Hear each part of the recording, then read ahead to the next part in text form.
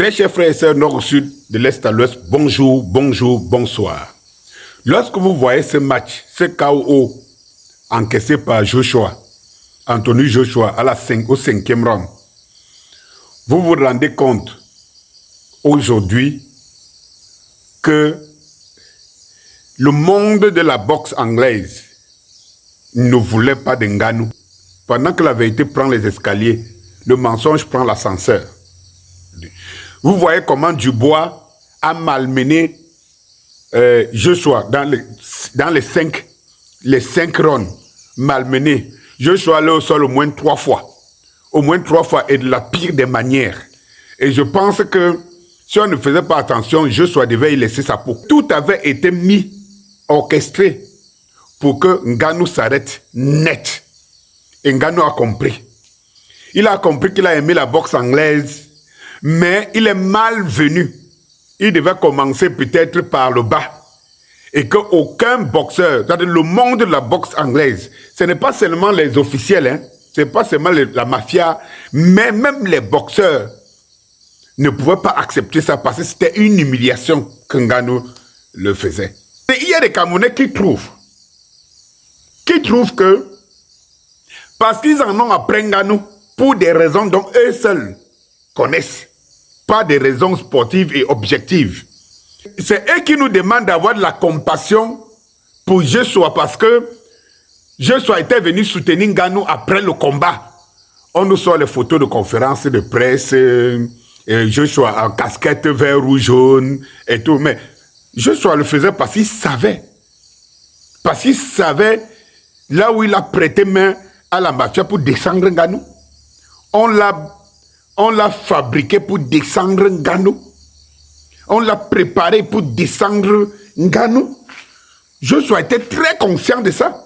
Donc tout ce cinéma que Joshua faisait là, hein, qu'il accompagne Ngannou, il va investir avec Ngannou, il aime Ngannou, il apprécie Ngannou. Et c'est parce qu'il avait des remords par rapport à ce qu'il sait, ce qui s'est passé. Lorsque je vous avais dit ça ici, dès les premières heures, je vous ai démontré ici, j'ai fait plusieurs vidéos pour vous démontrer que Ngannou avait été victime de la mafia.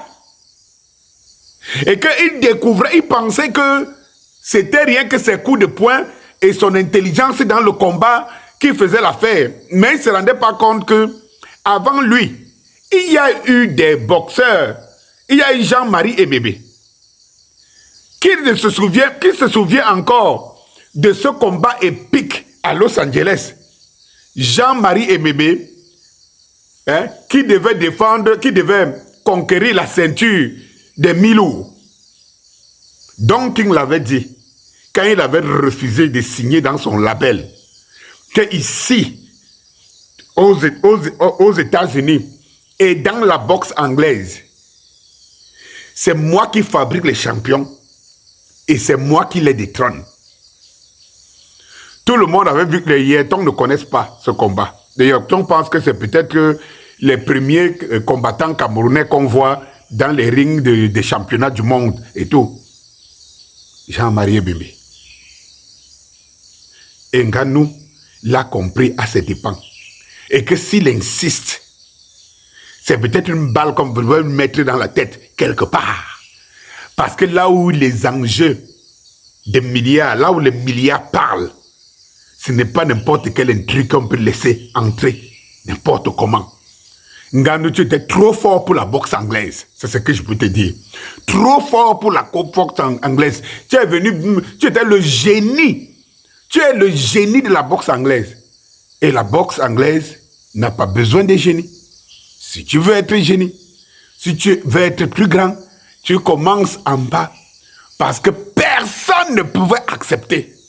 Et ça se voit au vu, au su de tout le monde. Personne. Parce que ce Joshua ne peut pas battre Ngannou. Ce Joshua ne peut pas battre Ngannou. Il ne peut pas. Ce n'est pas que Joshua n'est pas fort, n'est pas puissant. Mais quand vous voyez Ngannou, même Dubois que vous voyez là, vous voyez Dubois là en train de faire 3 rounds avec Ngannou. Vous voyez ce Dubois en train de faire 3 rounds avec Ngannou. Ça dit que même au quartier, non. Non.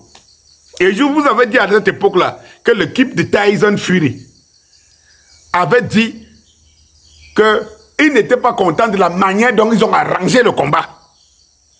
Ils n'étaient pas contents parce qu'en fait, la manière qu'ils ont fait battre Ngannou affectait l'équipe de Tyson Fury.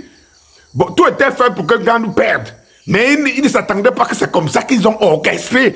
C'est-à-dire que dès la première, deuxième minute, que Ngannou n'existe pas. Ngannou qui a mis au sol le meilleur des meilleurs à l'heure actuelle, Tyson Fury. Voilà donc, les gars, la vérité prend les escaliers, le mensonge, fout l'ascenseur pour tomber après.